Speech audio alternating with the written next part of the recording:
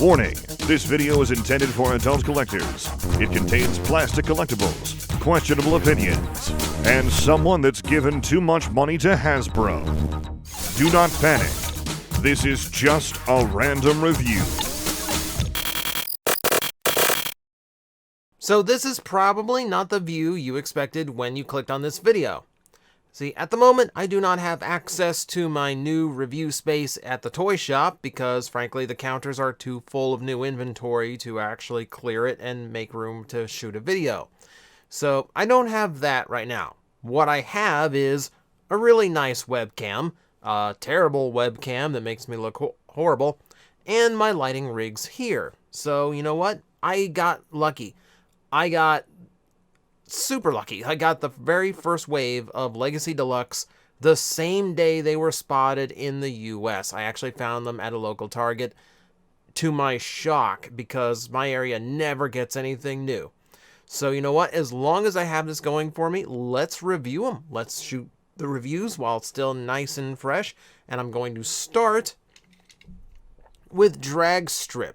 This one is much questionable because the new combination system for Metasaur is, frankly, ridiculous. Metasaur is going to basically be a toy with a super mode that has ports that cars can plug into, which means it's going to be completely cartoon accurate and very different from the Combiner War one. But I think the latter of that is the most important. And I think Dragstrip is a good example of how different that's going to be. As we can see, he is his traditional six-wheeled racer. Very, very missed. I do like the look of this. I like the extra wheels. I'm sure there is some racing advantage to that. Traction on the track, I assume. But it has always been a ridiculous look for me. It seems over the top, but I think that's kind of perfect for a Decepticon race car. I think it's like he's trying to one-up Mirage in a weird way.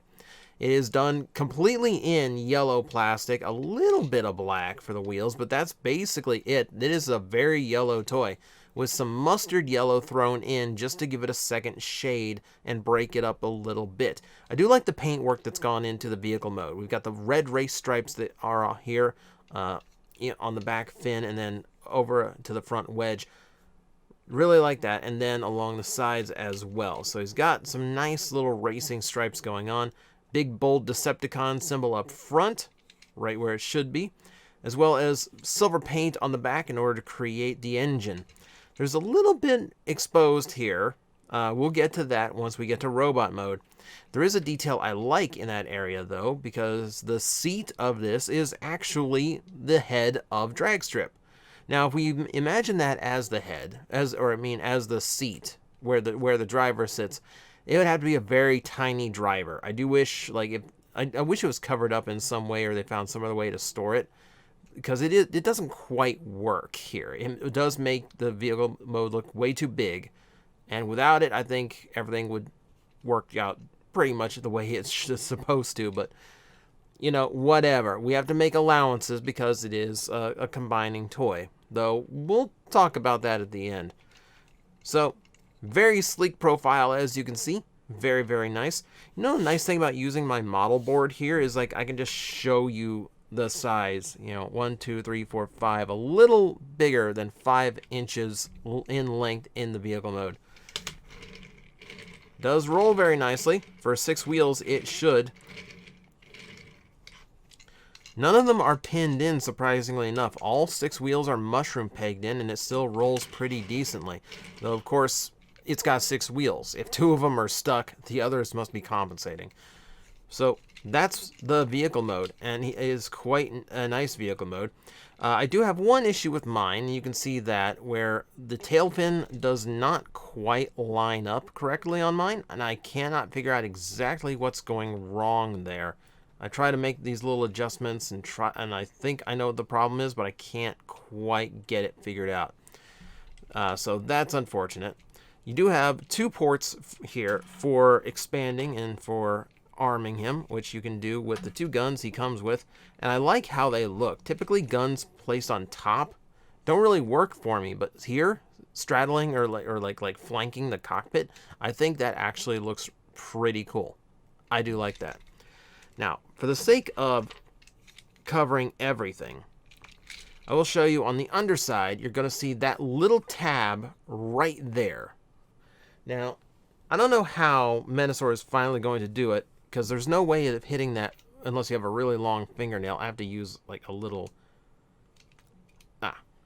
screwdriver to get in and separate the two parts. And this is how Menasor is going to be formed. So that piece up by the shoulder, this piece down on the forearm, and that's going to be the arm mode. Then snaps right back together. So that is the vehicle mode. Let's take it to robot mode. We'll see what else this thing can do. I'm going to go ahead and fold those down to get those out of the way. Now I will say, this section during transformation from robot to vehicle is extremely tight. I usually have to use this to pry that out. It looks like that extra paint in there gets stuck and makes that hinge a lot tighter than it's supposed to be. So it does interfere with how well the vehicle mode comes together. So keep an eye out for that. Hopefully yours is a little bit smoother than that. I'm going to unfold the legs like so and clip them back into place. They hold up very snugly. All right, so that out of the way, we can focus on the upper half. I'm going to start splitting things here. And first off, this part has to come up, and that's going to allow us to start manipulating arms and such.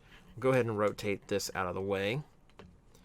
Arms hinge all the way down like so, form up right there. That head is going to flip out into that position, and then that torso is going to double hinge down into its new spot. Make sure those tabs fit those slots. All snaps together very nicely. Rotate these like so.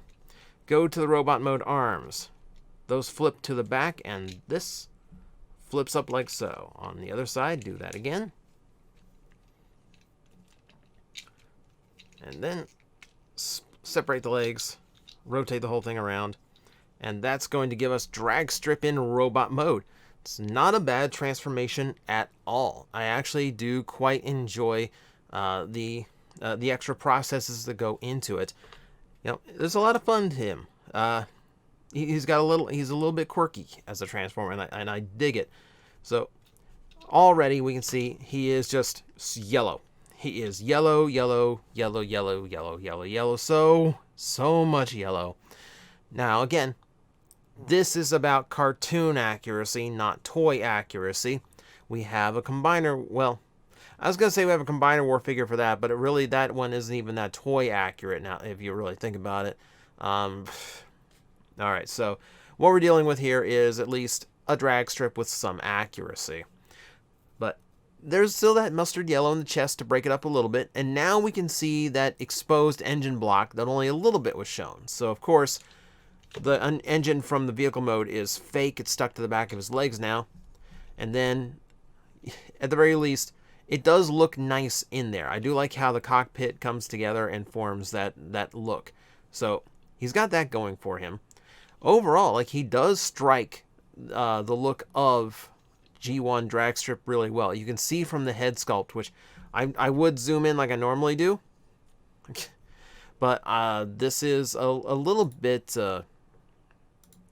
this is a little bit me working with a lot of random stuff here that I haven't really tried.